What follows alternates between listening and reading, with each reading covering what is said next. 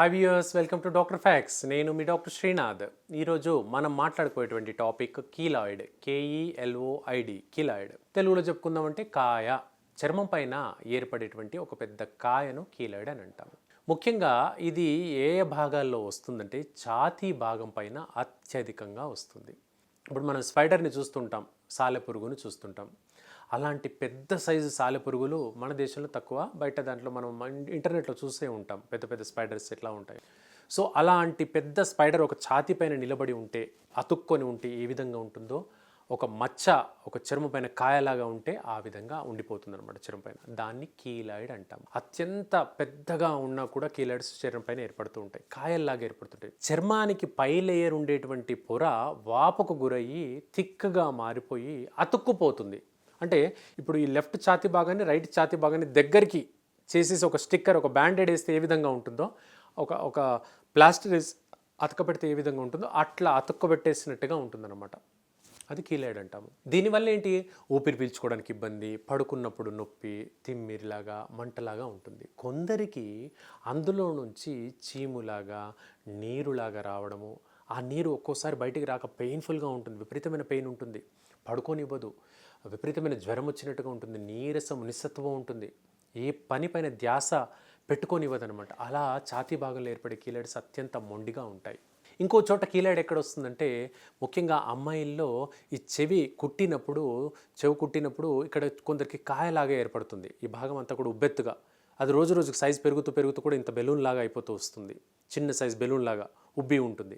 అది అమ్మాయిల్లో ఏర్పడుతుంది, ముఖ్యంగా చెవి కుట్టించుకున్నప్పుడు జరుగుతుంది. అది కీలాయిడ్ అంటాము. అలాగే ఓపెన్ హార్ట్ సర్జరీలు జరుగుతాయి కొందరికి. అంటే హార్ట్కి సంబంధించి ఆపరేషన్ చేసినప్పుడు డాక్టర్ గారు ఛాతీ మధ్య భాగంలో కట్ చేసి ఓపెన్ చేస్తారు. అక్కడ ఆ ఓపెన్ హార్ట్ సర్జరీ జరిగిన భాగంలో కూడా కాయలాగా చర్మం అంతా మారిపోతుంది. అది కూడా కీలాయిడే. అలాగే మహిళల్లో సర్జరీలు, ఇప్పుడు పెద్ద ఆపరేషన్ అంటాం, సిజేరియన్ సెక్షన్ అంటాం. అంటే పిల్లలు నార్మల్ డెలివరీ కాకుండా అబ్డామిన్ కట్ చేసి తీసేటువంటి ప్రక్రియను సిజేరియన్ సెక్షన్, పెద్ద ఆపరేషన్ అంటారు, అందరికీ తెలిసిందే. సో అలా కడుపు భాగంలో ఘాటు వేసిన భాగం ఉంది చూశారు, అలా ఘాటు వేసిన భాగం దగ్గర చర్మం అంతా కూడా కాయలాగా మారిపోతుంది. అది కూడా కీలాయిడే.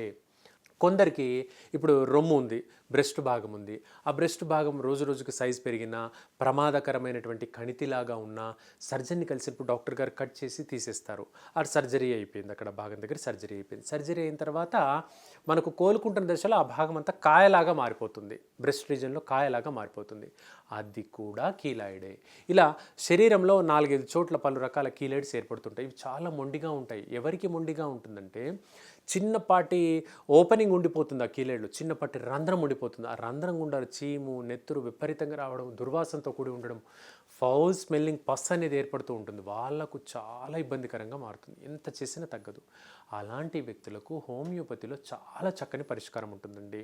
ప్రతిసారి యాంటీబయాటిక్లు, ప్రతిసారి యాంటీసెప్టిక్ మందులు వాడి అలసిపోయి ఉంటే, అలా కావద్దు అని అనుకుంటే హోమియోపతి మందులు వాడండి. వీటి ద్వారా మనకు ఈ కీలాయిడ్ పెరగకుండా ఉంటుంది. సర్జరీ అస్సలు అక్కర్లేదండి. ఎందుకంటే ఇప్పుడు దీనికి ప్లాస్టిక్ సర్జరీ చేయించాలనుకో 2-3 లక్షల దాకా ఖర్చు వస్తుంది, కనీసం 2 lakhs దాకా ఖర్చు వస్తుంది. సో హోమియోపతి మందులు అంత ఎక్స్పెన్సివ్ అస్సలు కాదు. కొంతకాలం పాటు రెగ్యులర్గా వాడుకుంటే ఏ 15-20 వేల కల్లా మనకి ఇది సంపూర్ణంగా కీలాయిడ్ అనేది తగ్గిపోతుంది తప్పించి ఇంత తీవ్రంగా ఇంత కాంప్లికేట్ అయ్యే అవకాశమే లేదు. ఒక్కసారి కీలాయిడ్కి సర్జరీ అయినా కూడా అది శాశ్వతం కాదు. నా దగ్గర వచ్చారు కేసెస్, అనంతపూర్ నుంచి, తాడిపత్ర నుంచి కొందరు వచ్చారు. 3 సార్లు 4 సార్లు సర్జరీ అయిన తర్వాత కూడా మళ్ళీ కీలాయిడ్ శరీరంలో వస్తూనే ఉన్నాయి. సో అలాంటి వ్యక్తులకు మళ్ళీ సర్జరీ అక్కర్లేకుండా హోమియోపతిలో తగ్గించుకోవచ్చు. హోమియోపతి మందులు రెగ్యులర్గా వాడితే మనకి ఇమ్యూనిటీ పెరిగి ఈ చర్మానికి సంబంధించినటువంటి ఈ ఇబ్బందులు, కీలాయిడ్స్ కానివ్వండి, సిస్టులు కానివ్వండి, ట్యూమర్స్ కానివ్వండి, ఇవి రాకుండా మనం పూర్తి స్థాయిలో కాపాడుకోవచ్చు. ఇదండి ఈ కీలాయిడ్కి సంబంధించిన అంశం. ఒకవేళ మీలో ఎవరికైనా ఈ ప్రాబ్లం అత్యధికంగా ఉంది అని అనుకుంటే, పైపూతగా దీనికి లిక్విడ్ పారాఫిన్ అనేటువంటి లిక్విడ్ దొరుకుతుంది.